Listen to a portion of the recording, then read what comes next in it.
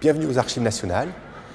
Vous êtes ici à l'hôtel de Soubise, un hôtel princier du XVIIIe siècle qui a été bâti sur l'emplacement de l'hôtel de Clisson, un hôtel médiéval, puis l'hôtel des Guises de la Renaissance. Cet escalier d'honneur, qui date du XIXe siècle, conduit le visiteur du hall d'entrée de l'hôtel de Soubise jusqu'au grand dépôt et aux salles du premier étage.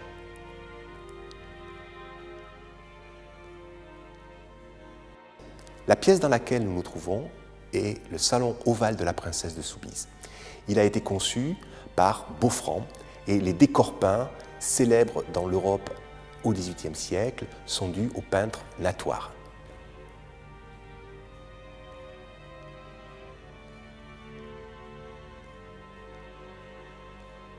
Et tout autour de cet hôtel de Soubise, vous avez les fameux grands dépôts, c'est-à-dire ces bâtiments fonctionnels construits en plusieurs phases au XIXe siècle, d'abord sous Louis-Philippe et ensuite sous Napoléon III.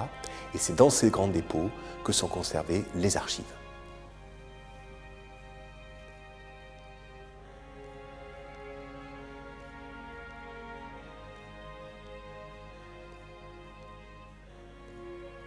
Au milieu de la galerie Napoléon III de ces grands dépôts se trouve la salle du Trésor des Chartes, à l'intérieur de laquelle est conservée la fameuse armoire de fer.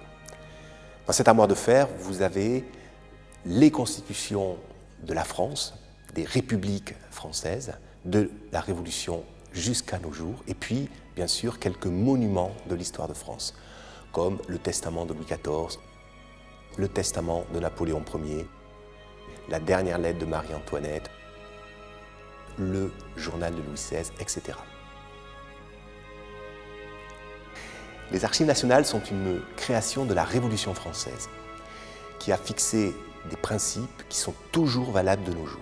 Le premier d'entre eux, c'est la gratuité de l'accès pour tous les citoyens à ces archives de la nation.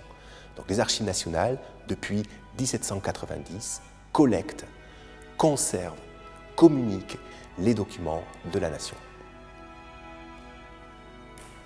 À travers ce musée des Archives nationales, les Archives nationales proposent aux visiteurs des expositions temporaires tout au long de l'année, un parcours permanent sur les archives, les documents des archives du papyrus mérovingien jusqu'aux archives électroniques, des ateliers pour les plus jeunes, des concerts, des conférences, etc.